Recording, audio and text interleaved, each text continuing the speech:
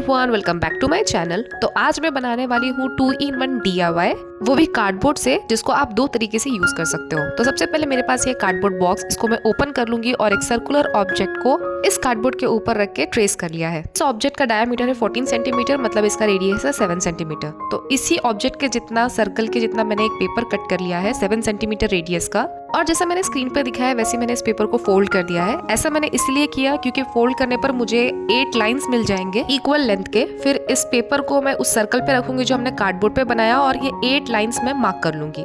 तो इन मार्क्स को मार्क करने के बाद मैंने यहाँ पे इन पॉइंट से एक लाइन ड्रॉ कर ली है 12 सेंटीमीटर लेंथ की, वो भी सर्कल के बाहर साइड। तो अभी तो आपको समझ नहीं आ रहा होगा कि मैं क्या कर रही हूँ, पर थोड़ा रुक जाइए, आपको अच्छे से समझ में आएगा कि मैं क्या कर रही हूँ। तो अब एक व्हाइट पेपर हम लेंगे और अगेन ये जो न्यूज़पेपर का हमने सर्कल ड्रॉ किया था उसको ऐसे फोल्ड करके मार्क करके इसको ट्रेस कर लेंगे। तो इसको ट्रेस करने के बाद हम दोनों भी इसके पॉइंट्स मार्क कर लेंगे। तो जहाँ पे ये जिसके लाइंस खत्म हो रहे थे, तो वहां से मैंने 12 सेंटीमीटर के 2 लाइंस ड्रॉ कर लिए, जैसे मैं आपको स्क्रीन पर दिखा रही हूँ इसी टाइप से। तो बेसिकली इस कार्डबोर्ड के ऊपर मैं फ्लावर बनाने वाली हूँ, और मैं चाहती हूँ जो फ्लावर मैं बनाऊँ वो एकदम सिमेट्रिकल हो, उसके सारे साइड, उसके सारे पेटल सिमेट्रिकल हो, इसलिए मैं ये सारा काम धाम कर रही हूँ। इस पेपर को कट करने के बाद हम सेंटर से फोल्ड कर देंगे, और जहाँ 12 सेंटीमीटर था वहाँ हमने मार्किंग कर लिया है। तो ओवरऑल मैं ऐसे मार्किंग कर रही हूँ 12 सेंटीमीटर की, ताकि मैं इस पे ऐसा एक फ्री हैंड से कर्व बना सकूं, और इसको हम बाद में कट कर लेंगे। अब कट करने के बाद इस पर मैं एक डिज़ाइन बना रही हूँ फ्लावर के पेटल के शेप का, और इसके ऊपर से भी मैं ऐसा कर्व बना लूँगी।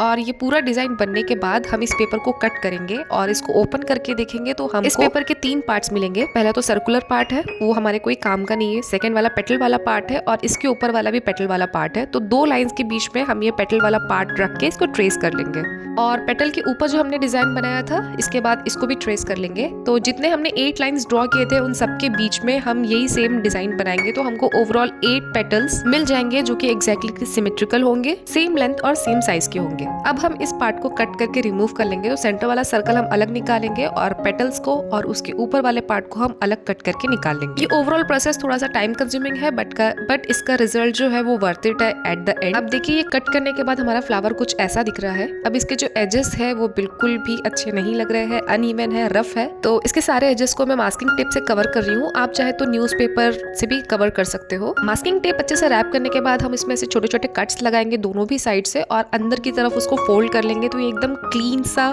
फिनिशिंग देगा जो कि देखने में भी अच्छा लगेगा। और ऐसे ही हम सारे जितने हमारे पेटल्स हैं सब है, उन सबके साथ हम मास्किंग टेप इनके एजेस पे लगा देंगे। तो मैं यहाँ बना रही हूँ सालों साल चलने वाली रंगोली, या फिर आप इसको एज अ वॉल डेकोर भी यूज कर सकते हो। मतलब ये 2-in-1 है, और मैं इसको मिरर मोज़ेक आर्ट के फॉर्म में बनाना चाहती हूँ। तो इसीलिए हम इसमें ढेर सारे मिरर्स लगाएंगे। तो क्योंकि हम इसमें मिरर्स लगाने के बाद इसमें वॉल पुट्टी का पेस्ट भी अप्लाई करेंगे, तो इसीलिए इसका जो शेल्फ लाइफ है वो बढ़ जाएगा। तो एक बार इसको बनाने के बाद इसको आप कहीं टाइम तक यूज कर सकते हो। तो सेंटर वाले पार्ट पे मैं यहाँ पर एक फ्लावर बना रही हूँ, वो भी डिफरेंट मिरर्स का यूज करके। ये मैंने रिसेंटली मीशो से परचेज किया, और इसकी क्वालिटी काफी अच्छी आई है हर बार के कंपैरिजन। तो स्टार्टिंग में जो मैंने यहाँ पर सर्कल बनाया था, फिर पेपर से उस पर सर्कल ड्रॉ करके पेटल्स बनाया था, वो कम्प्लीटली ऑप्शनल प्रोसेस है। मुझे जो है वो सारे जो पेटल्स थे वो सब चीजें सिमेट्रिकल चाहिए थी, इक्वल चाहिए थे, इसलिए मैंने इतना काम धाम किया। अगर आप ये सब नहीं करना चाहते हो तो आप कंप्लीटली इस स्टेप को अवॉइड कर सकते हो। डायरेक्टली आप लाइंस ड्रॉ करके उसके ऊपर आप पेटल्स बनाकर पेटल्स के शेप को कट करके डायरेक्टली मिरर्स अप्लाई करना शुरू कर सकते हो। तो अब देखिए, ये जो सर्कल हमारा सेंटर वाला था इसमें मैंने फ्लावर्स पूरे तरीके से बनाकर कंप्लीट कर लिया है, और ये कुछ ऐसा दिख रहा है। अब इसके बाद ये पेटल आता है, तो पेटल पे मैं डायमंड शेप के मिरर्स लगा रही हूँ इसके बॉर्डर पर। तो ये कंप्लीटली डिपेंड करता है आपके अवेलेबिलिटी ऑफ द मिरर्स पर। तो मेरे पास जो मिरर्स अवेलेबल थे मैंने उसका यूज किया, और उससे यहाँ पर अपने हिसाब से डिजाइन और पैटर्न्स बनाए हैं। तो एक छोटी सी रिक्वेस्ट करना चाहती हूँ मैं आप सबसे यहाँ पर, कि अगर आपको मेरा वीडियो अच्छा लगता है, मेरा काम पसंद आता है, मेरे आइडियाज यूनिक लगते हैं, न्यू लगते हैं, तो please do like, share and subscribe to my channel, and please don't forget to hit that bell icon for more such videos। और प्लीज कमेंट्स करके मुझे जरूर बताइएगा कि आपको मेरे आइडियाज कैसे लगे, क्या अच्छा लगा, क्या अच्छा नहीं लगा, या कोई चेंजेस रहे तो ज्यादा अच्छा लगेगा। तो वापस आते हैं हमारे क्राफ्ट पर। तो ये लास्ट पार्ट है जिसपे ऊपर की साइड में मैं फ्लावर्स बना रही हूँ, और इसके दोनों साइड्स पर जहाँ जगह बची थी वहाँ पे मैंने सिर्फ 3 पेटल्स के फ्लावर बनाकर इसको कंप्लीट कर लिया है।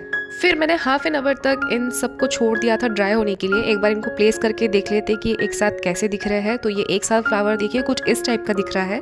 तो इसके बाद मैंने लिया है फेविकॉल, वॉल पुट्टी और पानी का पेस्ट। वो मैंने सब अलग अलग कप्स में थोड़ा सा डिवाइड करके लिया है क्योंकि मैं सब कप्स में अलग अलग कलर पोर करूंगी। तो यूजुअली जैसे मैंने देखा है रंगोली जो होती है वो मल्टीपल कलर्स यूज करके काफी कलरफुल सी होती है। तो मैं भी इसको काफी कलरफुल सा बनाना चाहती थी। तो मैंने भी यहाँ पे डिफरेंट और वाइब्रेंट कलर्स का यूज किया है। इवन जब आप इसको वॉल पर भी ऐसे लगाकर देखोगे तो भी ये बहुत ज्यादा अच्छा दिख रहा था। ये मैं आपको फाइनल लुक में दिखाऊंगी कि वॉल पे प्लेस करने के बाद कैसा दिखता है। तो कलर्स का तो सिलेक्शन कम्प्लीटली ऑप्शनल है, लेकिन यूजुअली वाइब्रेंट कलर्स ज़्यादा अच्छे लगते हैं तो इसलिए मैंने यहाँ पर ज़्यादातर वाइब्रेंट कलर्स ही रखे हैं। एंड जब ये वॉल पुट्टी का पेस्ट हम अप्लाई करेंगे तो इसको हमें दोनों डायरेक्शन में लगाना होगा, तभी ये मिरर्स के अंदर अच्छे से फिलअप होंगे। अदरवाइज ये मिरर्स के अंदर अच्छे से नहीं जाता है अगर आप एक ही डायरेक्शन में उसको अप्लाई करते रहो तो, क्योंकि बीच बीच जगह पर ये नहीं जाता है और वहाँ पे अटका रह जाता है। मतलब कार्डबोर्ड विजिबल हो रहा था, तो दोनों डायरेक्शन में अप्लाई करोगे तो ये काफी इजीली चला जाएगा। सब पे मैंने वॉल पुट्टी का पेस्ट अप्लाई कर दिया है। तो ये जब गीला था, वेट था, तो ये कुछ ऐसा दिख रहा था। और सूखने के बाद देखिए इसको कम्प्लीटली 24 आवर्स तक मैंने ड्राई होने छोड़ दिया। इसके बाद एक वेट क्लॉथ लेके मैंने इसको कम्प्लीटली वाइप किया और बाद में एक ड्राई क्लॉथ से कम्प्लीटली वाइप किया। तो चलिए हम देख लेते हैं कि ये कम्प्लीटली वाइप होने के बाद कैसा दिखता है। तो देख लेते हैं इसका final look as rangoli and wall decor 2। तो आप इसको सारी सिंपल भी रख सकते हो या फिर इसके बीच में ऐसे टी लाइट लैम्प्स भी रख सकते हो। जब आप इसको एज रंगोली के जैसे यूज कर रहे हो, देखिए इसका पूरा लुक ही बदल जाएगा अगर जब आप इसको टी लाइट कैंडल के साथ डेकोरेट करोगे।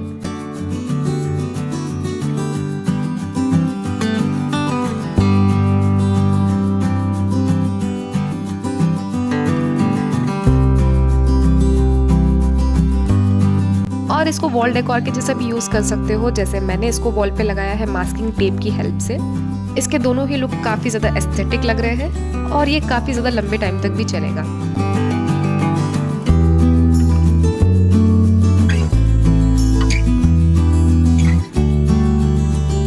तो ऐसे ही न्यू क्राफ्ट वीडियोस देखने के लिए चैनल को सब्सक्राइब कीजिएगा। Till then take care and bye bye.